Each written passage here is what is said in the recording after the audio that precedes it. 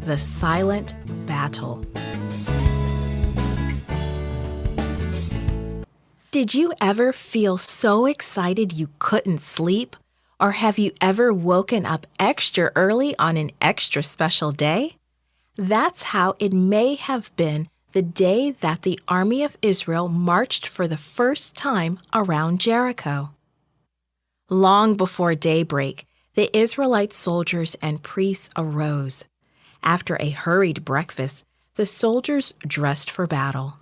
Soon they lined up behind the golden ark of the covenant. 4 priests in spotless white robes stood ready to lift the poles of the ark to their shoulders.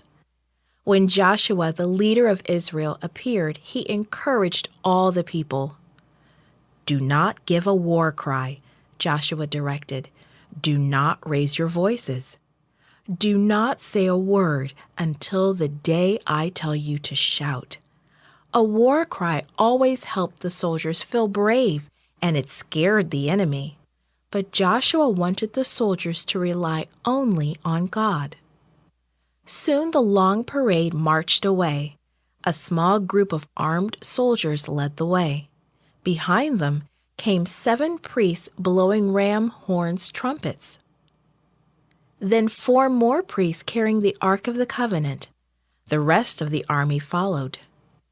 As the Israelites approached Jericho, they saw that the city gates were tightly closed. Soldiers lined the top of the city walls. Their weapons were ready.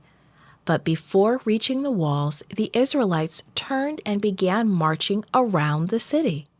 When the priests rested their trumpets for a few minutes, the only sound was the tramp of hundreds of feet. The Israelite parade marched all the way around Jericho. Then they headed back to camp. The soldiers on the walls lowered their weapons, completely puzzled. What was going on?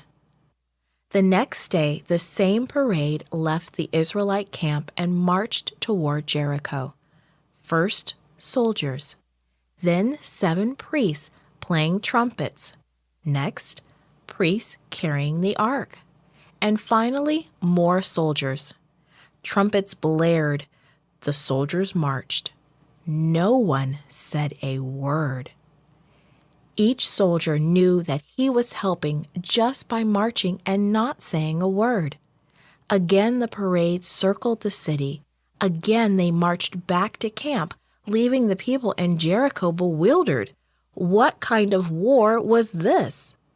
The same parade wound its way around Jericho the 3rd day, and the 4th day, and the 5th day, and the 6th day. The people locked in the city could hardly stand it. At sunrise on the 7th day, the long parade of soldiers and priests formed once more.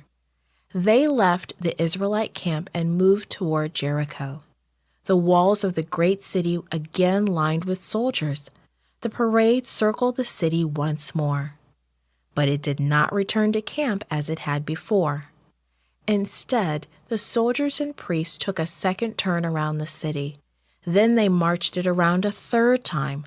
Then the Israelite army marched all the way around Jericho 4 times, 5 times, 6 times, 7 times. Then the parade stopped. The priests put the trumpets to their lips and sounded a mighty blast. "Shout!" Joshua commanded. "The Lord has given you the city."